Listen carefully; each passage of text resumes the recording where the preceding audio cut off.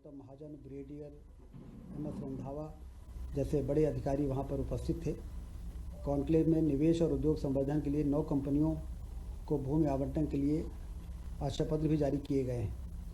इस कॉन्क्लेव की समस्त गतिविधियों से 15,996 करोड़ रुपए का निवेश एवं लगभग 64,085 रोजगार के सृजन का मार्ग प्रशस्त होगा। कॉन्क्लेव में मध्य प्रदेश में निवेश और रोजगार सृजन को बढ़ावा देने की दिशा में 7 महत्वपूर्ण MOU भी साइन किए गए हैं। इसी प्रकार से स्पेस टेक नीति 2025 के मसौदे का भी अनावरण हुआ है। यह नीति राज्य को भारत की स्पेस टेक अर्थव्यवस्था में अग्रणी स्थान दिलाने की दिशा में महत्वपूर्ण पहल है, जिसके माध्यम से अंतरिक्ष प्रौद्योगिकी, स्पेस टेक्नोलॉजी, अनुसंधान, निवेश और रोजगार के नए द्वार खुलेंगे। भावांतर योजना जो शुरू की गई 13 तारीख को देवास से, उसके बहुत अच्छे परिणाम आ रहे हैं। 24/10/25 से 7/11/25 तक जो मॉडल रेट 4,020 था, वो 17/11/25 को बढ़ के 4,236 हो गया है। और समर्थन मूल्य से मॉडल रेट का डिफरेंस जो है वो भावांतर होता है। और अभी तक 15 दिनों में 1.33 लाख किसानों को के खाते में 233 करोड़ रुपए भावांतर की राशि अंतरण की जा चुकी है। 220 से अधिक मुख्य और 80 उप मंडियों में खरीदी की जा रही है सोयाबीन की। और ये भावांतर योजना से किसानों में काफ़ी हर्ष है और उनको काफ़ी लाभ मिल रहा है। जनजाति गौरव दिवस 15 नवंबर को बड़े धूमधाम से मनाया गया। जबलपुर में जो सबसे प्रमुख कार्यक्रम था पूरे प्रदेश का, उसमें वर्चुअल माध्यम से प्रधानमंत्री जी जुड़े और उन्होंने संबोधित किया।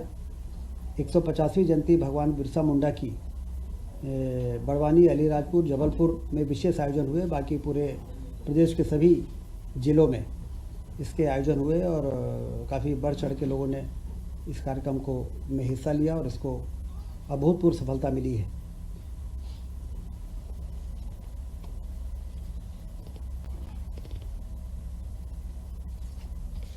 पन्ना जिले के हीरे को GI टैग मिला है। ये भी हम सबके लिए बड़ी उपलब्धि है। पन्ना को तो अभी भी हीरे के लिए जाना जाता था, परंतु GI टैग मिलने से अंतर्राष्ट्रीय स्तर पर इसकी मान्यता होगी और पन्ना डायमंड के नाम से इसे बेचा जा सकेगा। युवाओं और कारीगरों को रोजगार के नए अवसर मिलेंगे। यह प्रदेश के लिए बड़े गर्व की बात है।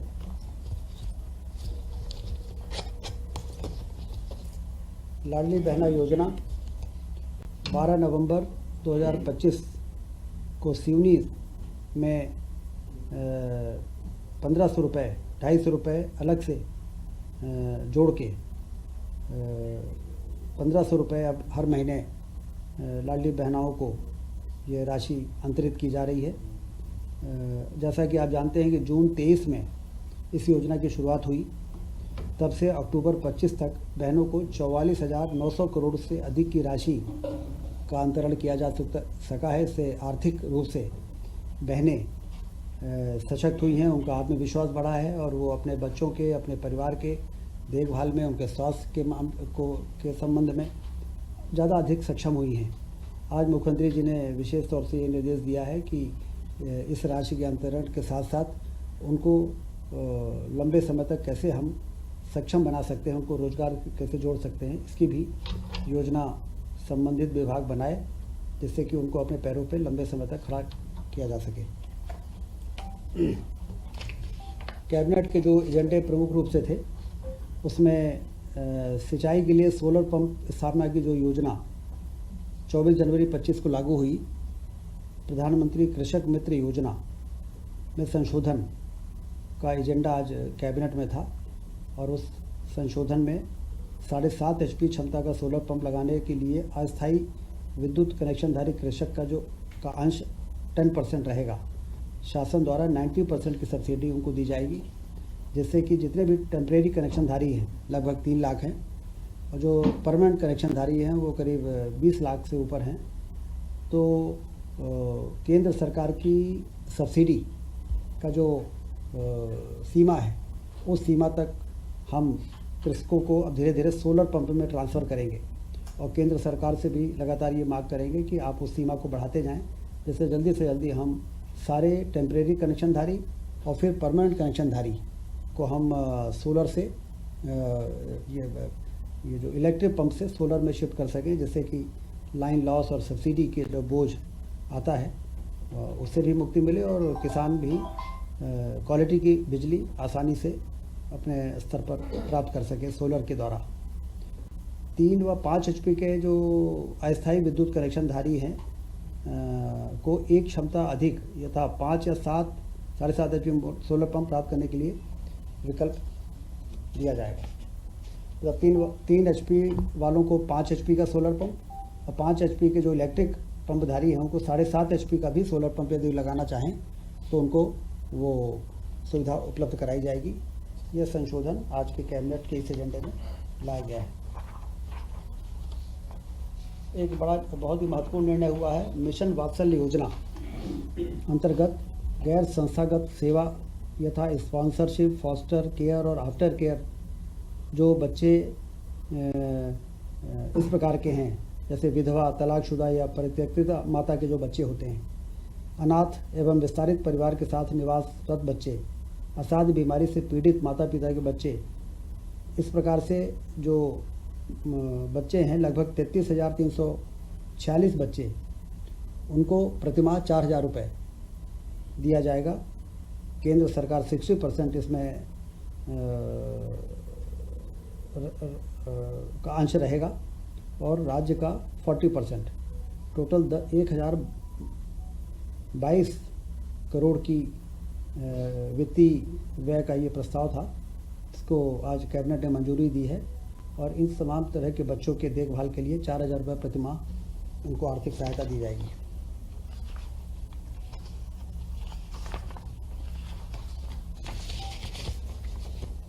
मेडिको लीगल संस्थान के अधिकारियों को पुनरीक्षित वेतनमान 7वां वेतनमान का वास्तविक लाभ 1/1/2016 से प्रदान किया गया है। उसी अनुक्रम में मेडिको लीगल संस्थान के अधिकारियों को भी लाभ दिए जाने का निर्णय लिया गया है। 93 लाख रुपये इसमें एरियर की राशि का वित्तीय भार आएगा। सोशल इम्पैक्ट बॉन्ड योजना 6/10/2023 से लागू प्रशासकीय विभाग सामाजिक न्याय विभाग का है। इसके लिए 25-26 के लिए सोशल इम्पैक्ट बॉन्ड योजना 100 करोड़ का बजट का प्रावधान किया गया है। योजना के तहत सामाजिक सेवा प्रदाता हितग्राहियों को सेवा प्रदान करने के लिए रिस्क फंडर से धन जुटा है। प्रदत्त सेवा के परिणाम का मूल्यांकन एक निष्पक्ष बाह्य एजेंसी द्वारा की जाएगी। सोशल स्टॉक एक्सचेंज उक्त संपूर्ण कार्य को संपादित करने के लिए एक कॉमन प्लेटफॉर्म के रूप में कार्य करता है और विभिन्न सामाजिक उद्देश्यों के कम करने वाले नोट फॉर प्रॉफिट संस्थानों को रिस्क फंडर्स धन जुटाने में सक्षम बनाता है। इसका भी अनुमोदन किया गया है। नवगठित जिला विधिक सेवा प्राधिकरण आगर मालवा हेतु नवीन पदों का सृजन। विधिक सेवा प्राधिकरण के लिए जो आवश्यक नवीन पद हैं उसकी भी स्वीकृत की गई है 9 नवीन पदों की और इसमें 59.42 लाख रुपए का वित्तीय भार आएगा। प्रदेश के 12 जिलों में 50 बिस्तरी आयुष चिकित्सालय एवं बड़वानी के 30 बिस्तरी आयुष चिकित्सालय के संचालन के लिए नवीन पदों का सृजन किया गया। ये बहुत ही महत्वपूर्ण निर्णय हुआ है। आयुष चिकित्सा को प्रोत्साहित करने के लिए, बढ़ावा देने के लिए अब भोपाल, इंदौर, नरसिंहपुर, मंडलेश्वर, बालाघाट, गुना, भिंड, सीहोर, पन्ना, श्योपुर, अमरकंटक, सुजालपुर में 50 बिस्तर के आयुष चिकित्सालय बनाए जाएंगे और बड़वानी के 30 बिस्तरी आयुष चिकित्सालय के संचालन के लिए 373 नवीन पदों का सृजन किया गया है। इसके साथ ही 806 मानव संसाधन सेवाएं ऑन कॉल हेतु स्वीकृत की गई हैं। इन 373 नियमित पदों पर वार्षिक व्यय आएगा 25 करोड़ 57 लाख रुपए और 806 जो मानव सेवाओं का प्रबंधन भारत सरकार के राष्ट्रीय आयुष मिशन से किया जाएगा। ये बड़ा मैन पावर मंजूर हुआ है जिससे आयुष चिकित्सा को गति मिलेगी। तो ये 12 डिस्ट्रिक्ट में आयुष हॉस्पिटल ओपन किए जा रहे हैं?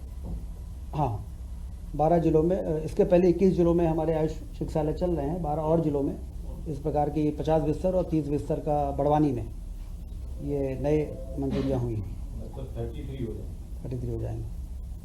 विज्ञान एवं प्रौद्योगिकी विभाग के अंतर्गत मध्य प्रदेश विज्ञान एवं प्रौद्योगिकी परिषद में नवीन पदों की भर्ती पर लगाई गई रोक हटा ली गई है।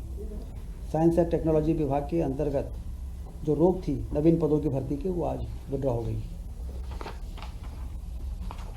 ये सारे ही एजेंडे रहे आज कैबिनेट की बैठक में, जिस पर चर्चा हुई है, निर्णय हुए हैं।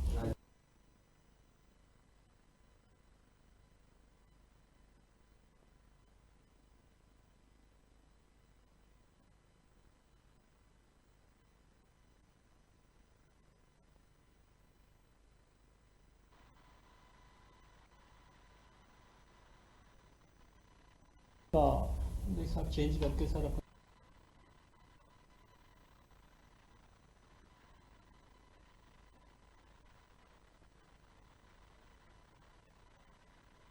की भावनाओं को ध्यान में रखते हुए और जिस तरह से संघर्ष को सभी लोगों के सहयोग के साथ, सभी लोग के उत्साह के साथ इसको मनाने का जो प्रस्ताव था किसान संघ का, उसको स्वीकार किया गया है और किसानों के हितों हमारी सर्वोच्च प्राथमिकता है। तो उसको ध्यान में रखते हुए मुख्यमंत्री जी ने आज के कैबिनेट में इसकी जानकारी दी।